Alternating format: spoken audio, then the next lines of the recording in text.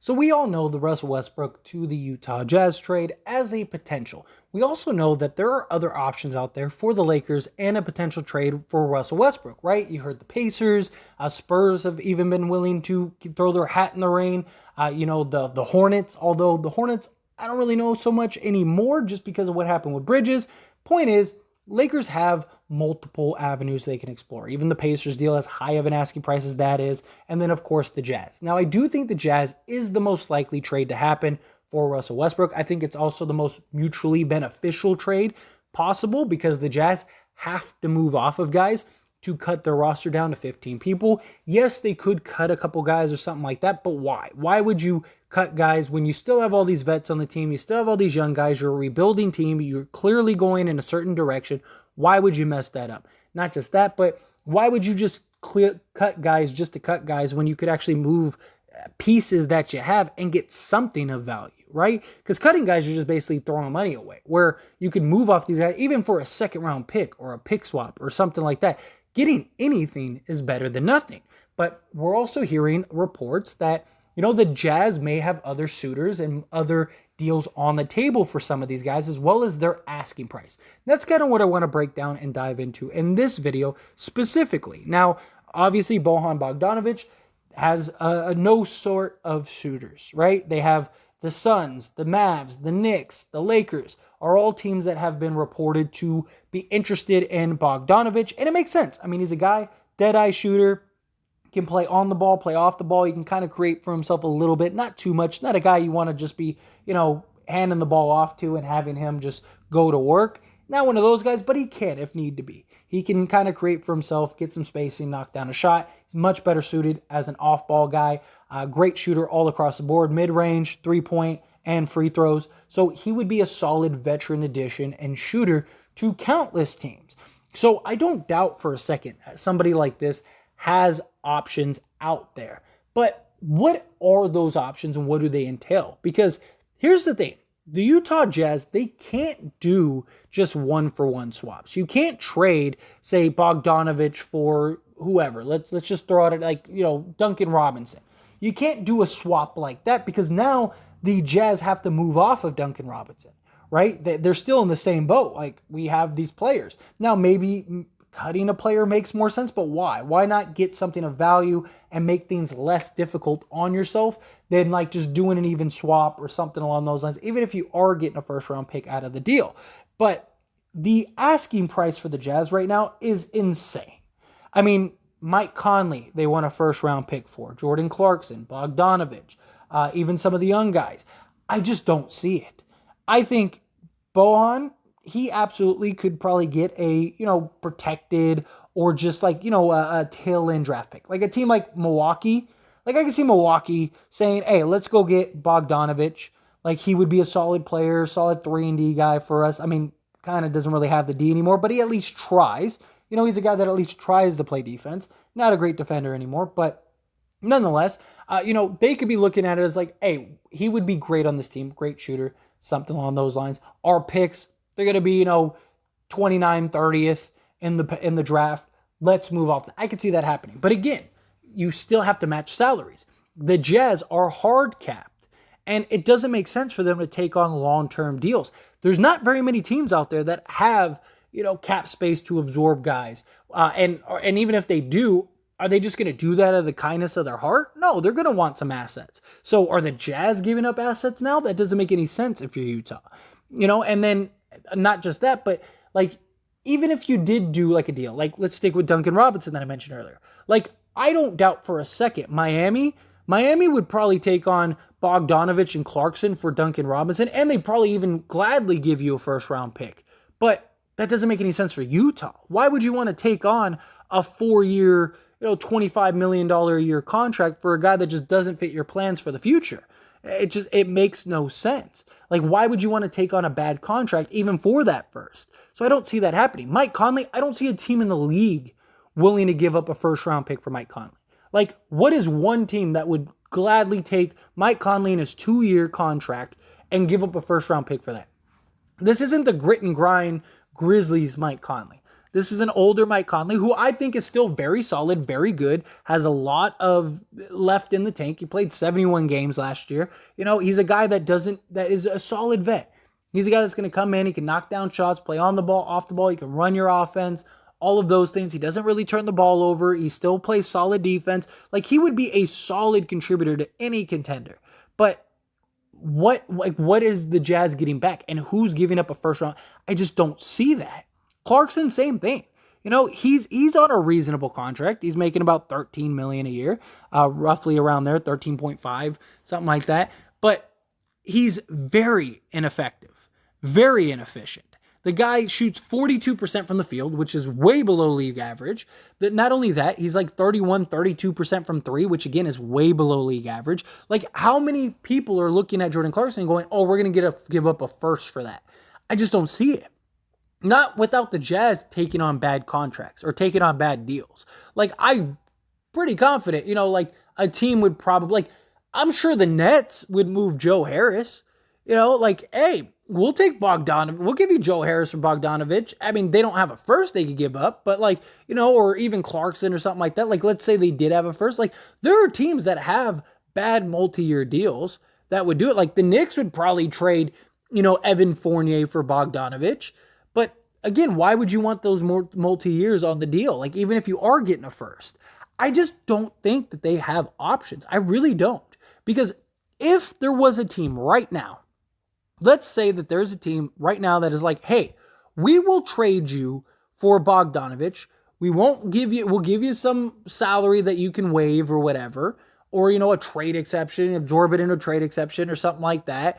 And we'll give you your first. There is no way Utah wouldn't have already done that deal. Like, why wouldn't they? What, they're waiting around for a Lakers trade that may or may not happen? Why would you run the risk that deal is off the table if you're getting exactly what you wanted? Like, it wouldn't make any sense for the Jazz not to jump on the deal. If a real deal was on the line that the Jazz thought, this is a great deal, this is what we want, this is what we're looking for, that trade would have been happened. Because you don't need Bogdanovich to do the Lakers deal. And you might put more pressure on the Lakers. Hey, we already traded Bogdanovich. We're going to trade these other guys. So do you want any of them? Yes or no? Do you want to be the person giving up the picks, or do you want somebody else to give up the picks? Do you want, a Beasley, a Conley, and a Clarkson? It puts more pressure. Now, look, Vanderbilt, Beasley, I could absolutely see them fielding a first. I can, without a doubt. But Jordan Clarkson, I don't see it. I don't see Jordan Clarkson. Maybe a second, I can see that, or maybe 2 seconds, but a first-round pick, I just don't see that. And then Mike Conley, absolutely not. I don't see that. And then even the Ramona Shelburne thing, we talked about it earlier today on this channel. That was the biggest, to put it nicely, it was a joke. Okay? I wanted to say some other stuff, but it was a joke. It wasn't even reporting. It was, I feel after having, I don't care how you feel. Are there deals on the table or they're not? How you feel is irrelevant. You feel that there may be deals on the table. That doesn't tell me anything. That's not reporting. That's terrible. I don't know why ESPN even aired that. That doesn't say anything. It says all that you said was you talked to people with the Jazz and they want first round picks for these guys, and you feel that there are deals already on the table. There's either deals or there's not. And that's something that I think is very key. That's why I don't believe there are deals on the table for the Utah Jazz. I think it's the Lakers or bust for Utah. Otherwise, they're going to have to waive some of these guys, or they're just going to have to give these guys away. And at that point, you might as well get what you can. You might as well move off of all these guys. Make it easy on yourself rather than having to find several deals. I just think all roads seem to lead back to the Lakers if you're the Utah Jazz. Now, it doesn't mean that they have to trade with the Lakers, but what are the other options out there? What else is going on? I don't doubt that there are teams out there that want some of these guys. I don't doubt that for a second. But what is the Utah Jazz getting in return is the question. If there was a legit deal on the table for what the Jazz want, if somebody was offering a first round pick for Mike Conley, you don't think that they would have taken that 10 times out of 10 times? So that means it's either they're getting back a terrible contract. Like I said, maybe a Duncan Robinson and a first for Mike Conley, something like that. Just using that as an example. I'm not saying that that's on the table or that's something that's anything. I'm just using that as an example. Like, that I would make sense why the Jazz wouldn't take that. Like, no, like, we might as well just ride out Conley rather than take on an extra 2 years. So I don't believe for a second that there are legitimate deals on the table, because if there were legitimate deals on the table, Utah would have already done it. I don't doubt for a second there are teams that would give up a first for Vanderbilt or give up a first for Beasley, because they're young, talented role guys with tons of room to grow and tons of potential. I could see that in a heartbeat. But Conley, I definitely don't see that at all. Jordan Clarkson, maybe there's some team that thinks like hey, we could use a scoring punch off the bench, and give up like a late first or a heavily protected first, maybe something like that. But even then, like, how many teams want to do that? What are you getting back in return? Bogdanovich, I think, is one of the few that maybe can field a first round pick just because of his skill set is so valuable in the league today. But even then, like, what salaries are teams giving up? There's not a lot of teams out there that have trade player exceptions, or have cap space, or have expiring deals that they can trade that match salaries that the Jazz can then just waive. You know what I mean? There's not a lot of options out there. So I just don't see this being done. I think all roads lead to the Lakers. And maybe I'll have egg on my face and I think, they trade these guys elsewhere, but I just don't see it at this time. That doesn't mean that the Lakers deal gets done. It very well might not. The Lakers might just think it's not worth it and they can't come into an agreement and neither side budges. And, the Lakers are stuck with the team that they got. That's always a possibility. But I just think sooner or later, the Jazz are going to come off that high. I think Danny Ainge is riding a ridiculous high right now because he's been able to get so much of value. But the difference is these aren't a Rudy Gobert or a Donovan Mitchell. These are role guys. Several of them are older. And like they're not guys that are going to move the needle heavily. And I understand people want the Lakers to just make a trade, move off of Russ, do whatever. But look, we can get worse. Things can get worse. It's one thing to punt one season. It's another thing to punt several seasons. Let's say the Lakers take on Bogdanovich, Conley, and Beasley, right? And they give up both firsts. And let's say Kyrie Irving really does want to come to the Lakers next year. Well, now you have no first to move off of Mike Conley. So you just basically threw away any chance of being a contender because Kyrie Irving, LeBron James, and Anthony Davis, that's a legit contender. And you are a legit contender. You don't want to lock yourself into a team that isn't good for the next several seasons. Because now you're not punting one season, you're punting several. So I understand what the Lakers are doing. The Lakers need to remain patient. They're doing a great job. Rob is doing a fantastic job. Just staying patient. Let the Jazz fold. Because as we get closer to training camp, the Jazz are going to have to move off of guys one way or another. Whether it's the Lakers, whether it's another deal, whether it's waiving people or, buying people out. Whatever the outcome is. The thing is that sooner or later, they're going to have to make those decisions.